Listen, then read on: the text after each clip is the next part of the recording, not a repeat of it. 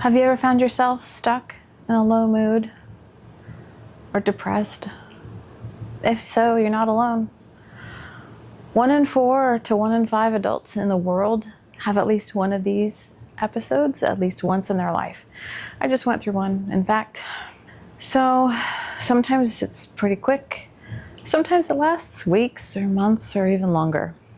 If you are watching this video, maybe that's you, or maybe that's somebody that you love. We're going to talk about how to assess this problem. We know something is wrong. How do we figure out what's going on? And how do we stop this cycle? I'm going to give you some real life examples, some real life ways to break the cycle that actually work. And then we're going to finish it off at the end by going over some things that can make our mental health stronger so that we might be able to resist one of these episodes in the future. Stick around.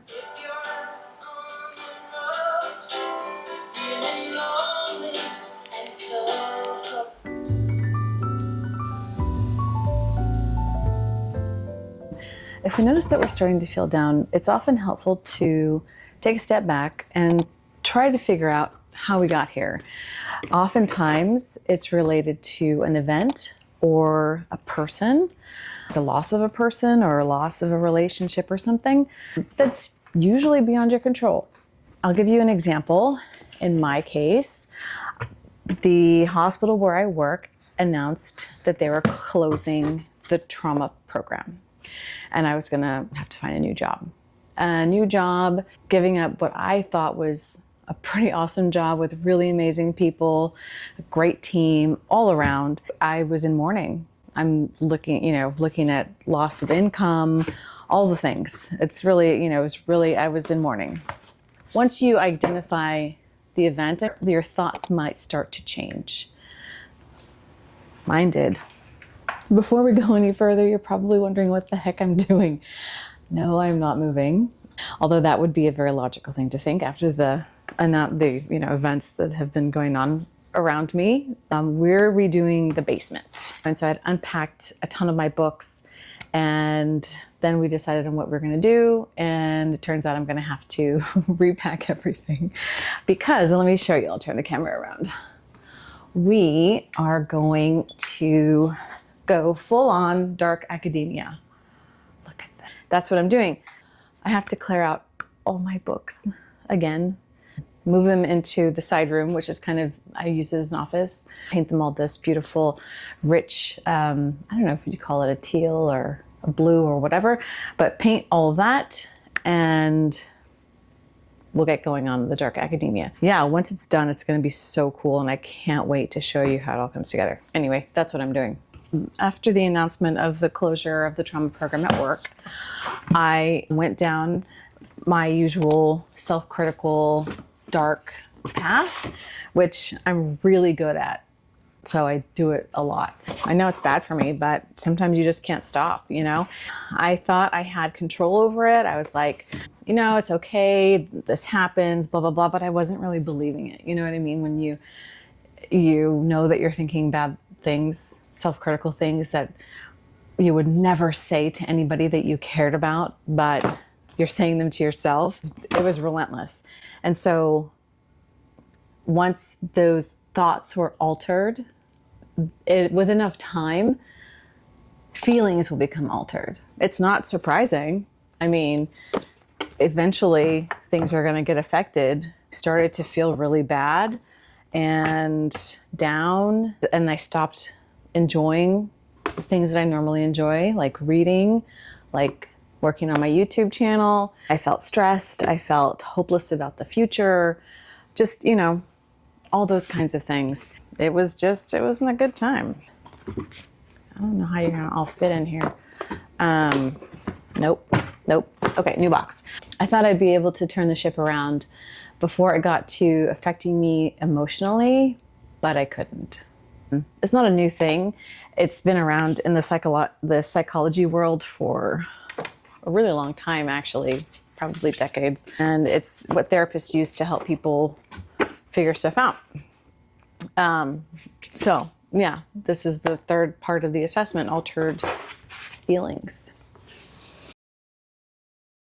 So once your feelings become altered, then you can start to have physical sensations, or your body can feel different. The things that I was experiencing was feeling really just exhausted all the time, even if I got enough sleep, which is hard for me to diagnose because I'm chronically sleep deprived. Achy, like more so than like normal neck and shoulder achiness, causing me to not sleep as well. These feelings that people experience when they're in a depressed or low mood, it's all over everything. Like some people can have headaches, loss of appetite, loss of libido, GI problems, whether that's kind of an upset stomach or effects on the other end like diarrhea, constipation. It's real, but it can be different for everybody. Once all those things happen, then behavior changes. I was not doing what I liked to do. I was isolating myself. Like people could tell I was sad, but I wouldn't let them help me. Because part of me felt I deserved it, because that makes a lot of sense. No, it doesn't.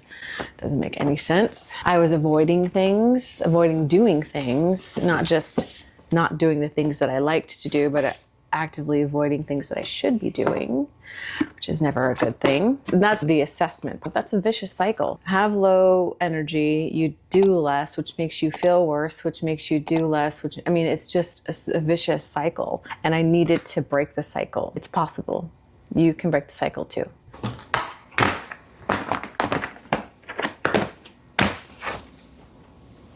Okay, I'm kind of fighting with the rowing machine here, but it's fine. I can do it. All right, here's the thing that happened to me and how I broke the cycle. So I scheduled a session with my therapist. I got help. So I was stuck in my super critical, self-critical mode and couldn't break it. You might have heard this hack already before, and if it works for you, that is amazing. But talk to yourself as you would talk to someone whom you love, who is experiencing these feelings as well, right? So in my case, it would be like, no, of course you didn't make a mistake changing jobs. Of course, all those things. I know that one, and it doesn't work for me because this really messed up part of me believes that I deserve to feel bad when I screw up, or I think I've screwed up. So that wasn't going to work. And we've all overcome a lot to be where we are, right? Me included. And I'm not going to go into those things, but she said to me, now, if you were watching a movie where the main character went through all the things that you've gone through, overcome all of these obstacles, and got to where you are now, what would you think of that character? What would you think of that character? And I had never heard it put that way. It really resonated with me. And so, of course, I had to answer honestly. I would think that person's a badass. They overcame the impossible, and all these people saying that they couldn't do it, and all that kind of stuff. So yeah, I would say that she's a badass. And she's like, well, there you have it. I had a thread. Our brains are kind of weird, and they don't know which thoughts are bad for us and which thoughts are good for us. All they know is this pathway is traveled a lot, so this connection is really strong. I'm sure you've seen, like, in old streets or old like dirt roads, the wheel wells that just kind of, this is where the wagon goes, and it's always gone this way, and the wheels are stuck in the ruts. That's like what happens in our brain. If you have a lot of negative or critical self-thinking, that's a really strong pathway with very deep wheel ruts. And changing the direction to not think that way is hard, and it takes a lot of effort. Here I had this little string, this little tiny path where I could barely see the footprints in the ground, and I knew I had to strengthen it. So I kept replaying that imagery over and over and over again. And just like when you work out a muscle, your muscle gets stronger. When you work out a neural pathway in your brain, it gets stronger. And the other unused pathway it gets weaker, it atrophies. I had to change the course of those negative connections because it's our brains they're amazing, but in this respect, they're kind of dumb. Why would it intentionally let me think things that are harmful? I don't know, because it's dumb. Oh, I can't wait to read this book. I forgot I had it. I needed to get new wheel ruts. And this is the thing that reversed the cycle for me. Next, I'm going to be talking about, along the same lines as building those strong connections in your brain, we're going to be talking about how to preserve and strengthen your mental health. Okay, so now it's time for real hacks. Many of them are scientifically proven to work. Hacks to preserve and strengthen your mental fitness. Okay, why do we have to do this? If you want to get a six-pack, you don't get a six-pack after going to the gym for one day or even a week. You have to keep going. It's something you have to do every day. If you don't want your teeth to fall out of your head, you have to brush your teeth every day, right? So it's kind of the same thing. You know, we do all these things to keep our bodies healthy, moving them, eating well, brushing our teeth, all this stuff. But what do we really do to protect and preserve and strengthen our mental health? So these are the 5 hacks. Wow, am I done already over here? Just have my D&D sets over there. What else can I fit in here? Video games. Yes, let's go over there. Whoa, shit. I would be remiss if I didn't do a disclaimer. So I am about to describe a lot of techniques. Not only is this not an exhaustive list, it in no way is a list of everything that a person should do to maintain or strengthen mental health. These are just things that have worked for me in the past, usually a combination of things. I don't want anybody to hear this list and feel completely overwhelmed and I could never do any of those things or even 2 of them, because there's going to be a lot. So disclaimer, please don't feel bad or worse. Hacks to strengthen and preserve mental health, mental fitness, whatever you want to call it. I think I like mental fitness, kind of like physical fitness, right? Okay, so what are we going to do? The first thing, and this I fail a lot at, is I try not to look at my phone until I'm done with my mental health strengthening things. When I'm able to do it, I feel more resilient. Meditation, the practice of sitting and doing nothing. Now, my brain is too all over the place to do it without some sort of guidance. So I use Headspace. There are a lot of programs out there. There's Calm, there's a bunch. Meditation is one of those things that you do when you're feeling okay, so that when things get rough, you can deal with it better, right? Because you've built up your mental health. Morning gratitudes. Now, this is another thing that's been studied, and it is proven that people who have a gratitude practice are overall happier. This is something that I've recently started to do, journaling. Now, this isn't journaling for any particular purpose. It's just to clear out my brain. As the day goes on, your brain has accumulates all these things, and it can be anything that bothers your brain. You try to not ignore it, and I'm not listening, but they're still in there knocking around. And so the purpose of these journaling pages, and I journal 3 pages in the morning, is just whatever comes to mind. Sometimes a lot of things come to mind, sometimes nothing comes to mind. And if I just sit there and write, wow, I'm really tired, this is really stupid, why am I doing this? Eventually something else starts to come out. And it's kind of like the toxic waste of your brain. You just bleh, you're getting it out on the page. You never go back and read it. It's you flush it down the toilet. And it's also helped me tap into some more creativity. This technique is called the morning pages. It was pioneered by, what's her name? I don't know. She wrote The Artist's Way. It's been helping. So journaling. Is there more room for any of this stuff? Random DVDs. Yes, I have DVDs. Because you can't watch this. Do you guys remember this? Jeremy Brett as Sherlock Holmes? When I was a kid, it was on PBS, and I loved it. I love Sherlock Holmes. He influenced my personality greatly. which would explain a lot, actually.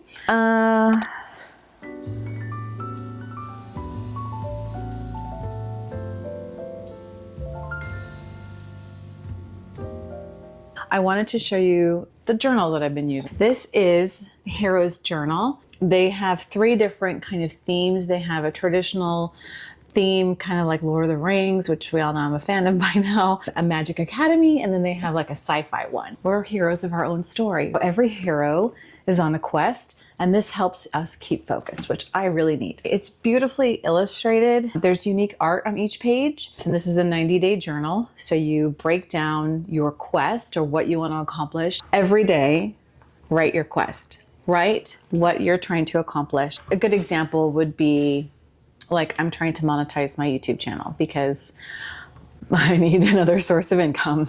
To seize the day, so these are what I'm calling like potential wins for the day.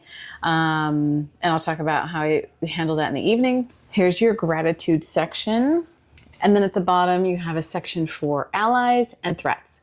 So a good ally example would be like somebody who supports you or some tool that you use that helps you on your quest. Tracy, headspace, mindfulness. Threats, negative self-talk, me scrolling through Instagram in the name of inspiration, but then I end up being there for like an hour. A lot of people have heard of like goals journaling before. This is more like wins journaling. It's not even journaling, it's just making a list.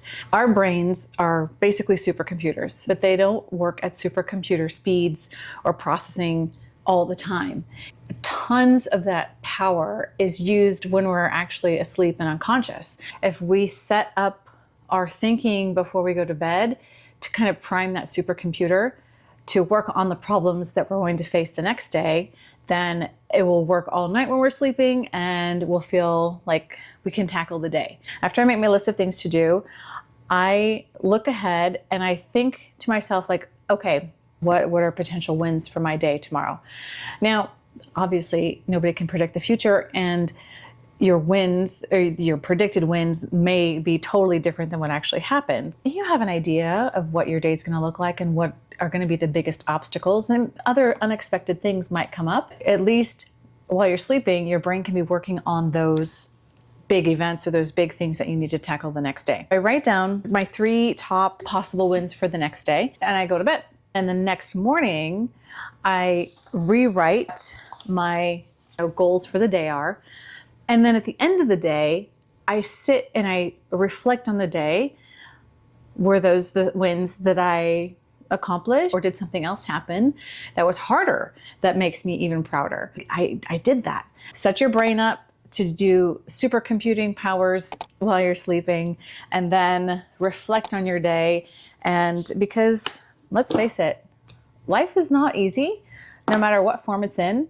And you did 3 awesome things in that day. You had 3 wins. You have more than 3 wins every day, I'm sure of it. And reflecting on your day and getting 3 wins down on paper, game changer. I got this from a book that I read. It's called The Gap and the Gain. Is that what it's called? Sorry, I'm looking at my notes. Where's my note? Dude. Where is that? Yeah. It's called The Gap and the Gain. It's just these little habits, and it doesn't take very long. It takes not even 5 minutes. It makes such a huge change. Last but certainly not least, accept help. You have loved ones, family, friends, your physician. They want to help you. Don't isolate yourself. I know the tendency, but reach out and seek help. You and your doctor may choose to start an antidepressant. Keep in mind that these drugs, there is no shame in taking an antidepressant. It's basically balancing out hormone levels in your brain. I mean, that's all it is. So some people make more hormones of such and X and Y and estrogen, testosterone, serotonin, dopamine. There's no shame in taking an antidepressant. Not all antidepressants work for every person. Not all dosages work for every person. And it is very frustrating, especially if you can't find one that works for you. What we were taught in medical school, and I'm not an expert, I'm not a psychiatrist, is that you have to stick with an antidepressant and the dose for 6 months. And that's a long time to go on feeling not good, but that's how long it takes to see if it is effective or not. Then you and your doctor may choose to try a different dose or different medication, and it can be a long process for some people, and that is extremely frustrating. And all I can say is, if that's you, I am truly sorry, and stick with it. Psychiatrists are amazing because they have to negotiate all the subtle differences between all of the different psychiatric medications that are out there. And I know not everybody's insurance covers psychiatry visits. So do the best you can with what you got. Therapy is also great. Again, I know that the coverage for therapy isn't covered by a lot of insurances. And if it is, you might get just a couple of visits. And sometimes, even if you go to a therapist and you only have a couple of visits, there's good that can come of it. And also they might be able to recommend a book or two. And so you can kind of do your own little bibliotherapy, where there's a book that they've kind of vetted for your particular situation that has provided help to some people. So you might have to do a hybrid approach, but there are ways that you can get help. Just accept the help. I am rooting for you. I know that you can beat this. I'm grateful that you're here. Thank you for spending your time with me. I know this is a departure from my usual books, wine, decor type videos, but it was a message that was important enough that I really wanted to make it. And if it only helps one person, then this effort will have been worthwhile. Take care.